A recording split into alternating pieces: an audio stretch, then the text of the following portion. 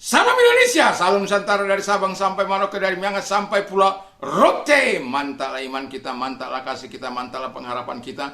Tentunya dalam Yesus Kristus menjadi Tuhan dan Juru Selamat kita dan Juru Selamat dunia. Jangan katakan bahwa Yesus bukan Tuhan, jangan katakan pula bahwa Yesus Tuhan bukan Juru Selamat. Dia adalah Tuhan, Dia adalah Juru Selamat. Kalau engkau percaya, engkau akan diselamatkan. Kalau engkau tidak percaya, engkau akan dihukum. Yesus sudah berkata, akulah jalan dan kebenaran dan hidup. Tiada seorang pun sampai kepada Allah kalau tidak melalui aku.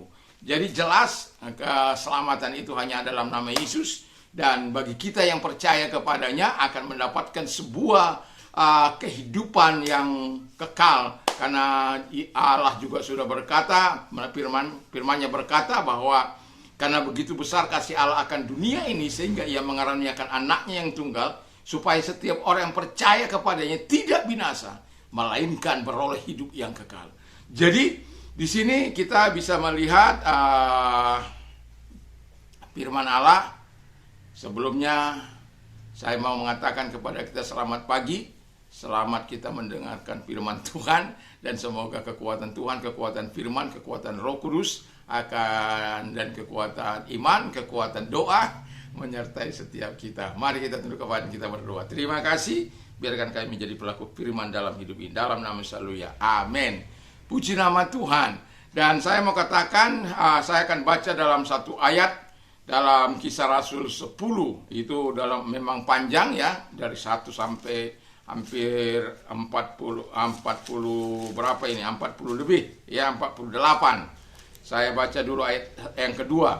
Ia saleh, ia serta seisi rumahnya takut akan Allah, dan ia memberi banyak sedekah kepada umat Yahudi dan senantiasa berdoa kepada Allah. Ayat satunya, di Kaisarea seorang yang bernama Cornelius, seorang perwira pasukan yang disebut pasukan Itali. Ya, jadi kita bisa lihat bagaimana kehidupannya dari pembacaan tadi.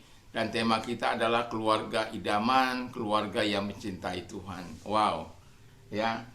Kalau saja semua keluarga-keluarga dalam Kristus seperti keluarga ini, damailah, suburlah gereja Tuhan. Mantap. Anda bisa bayangkan ya, orang-orang akan melakukan sesuatu yang baik dan gereja dapat secara mandiri melakukan apa yang seharusnya dilakukan. Kalau orang-orang seperti Cornelius ini, itu sebabnya saya memberikan judul keluarga idaman, keluarga yang mencintai Tuhan.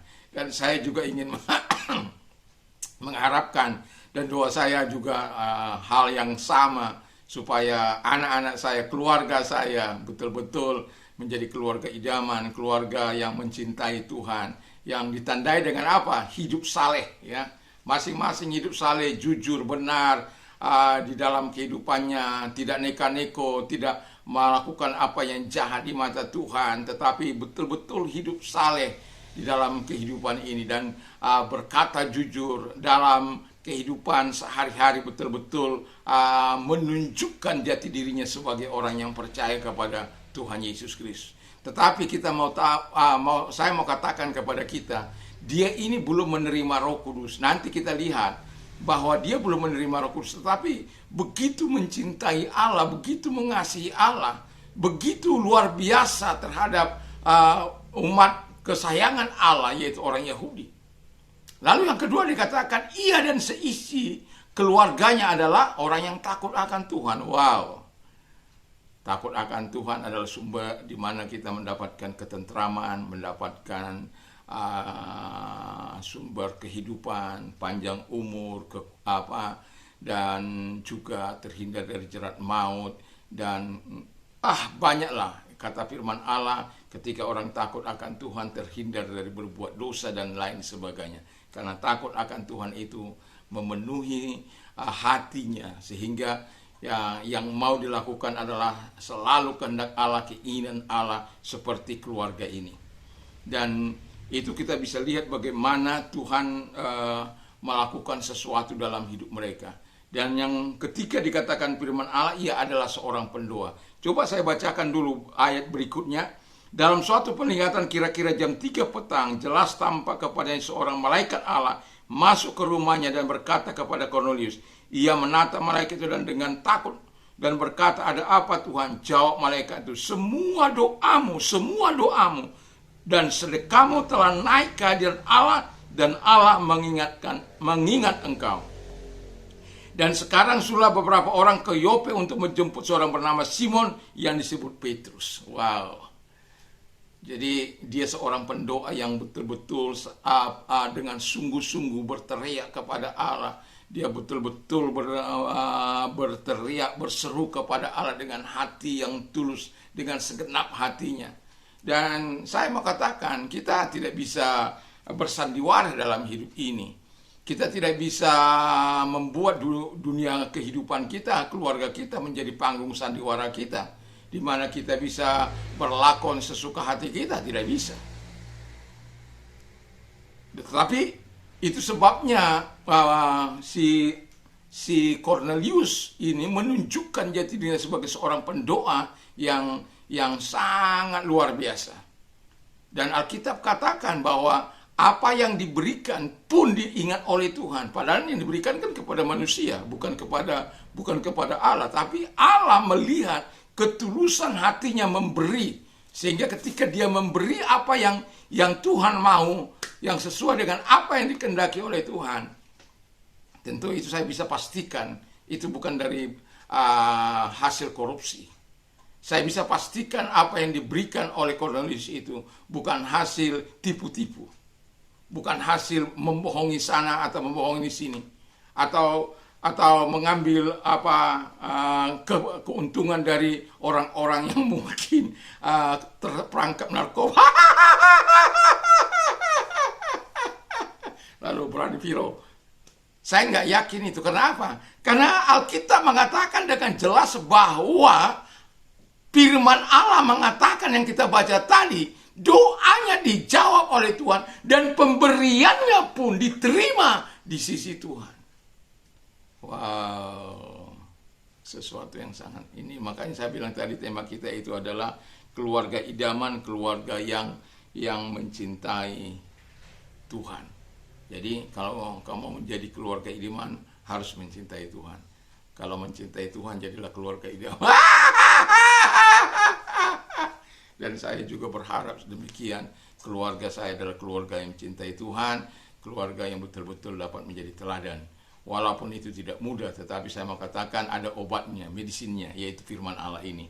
Ya, firman Allah ini adalah medisin bagi kita untuk melakukan apa yang sebenarnya dikehendaki Allah dalam kehidupan ini. Sehingga kehidupan kita adalah kehidupan yang menyenangkan hati Allah. Dan selanjutnya kata firman Allah adalah di mana ia seorang penderma. Jadi dermanya itu disampaikan dengan tulus, bukan dengan neka-neko ataupun bukan dari hasil.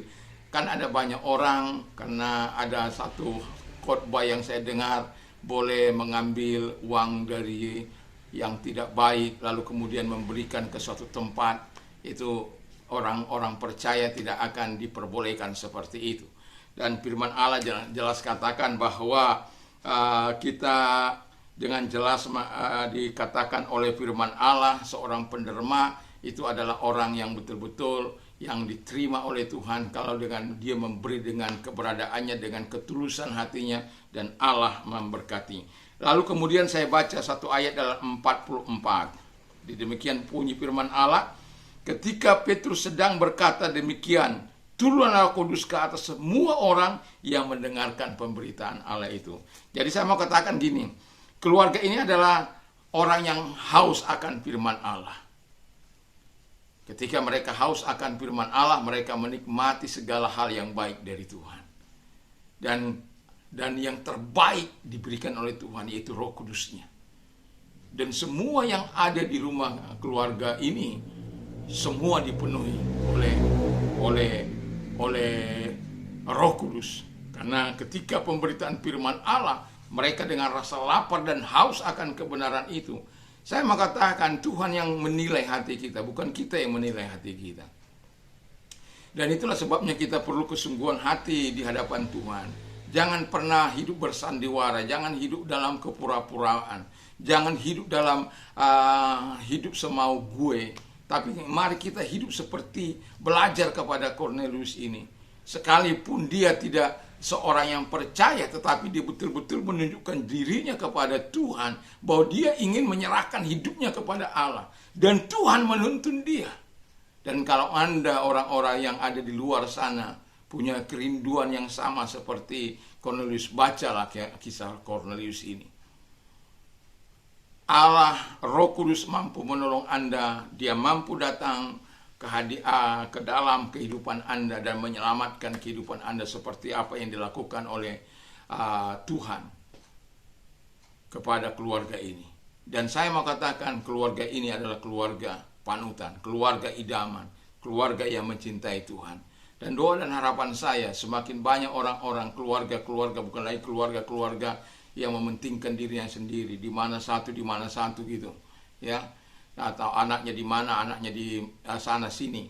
Dan saya mau katakan kepada kita, mari kita mencintai Tuhan. Kalau kita mencintai Tuhan, saya yakin dan percaya takut akan Tuhan akan senantiasa dalam hidup kita. Itu seperti itulah yang diharapkan Tuhan dalam kehidupan kita. Jadilah keluarga idaman dan keluarga yang mencintai Tuhan.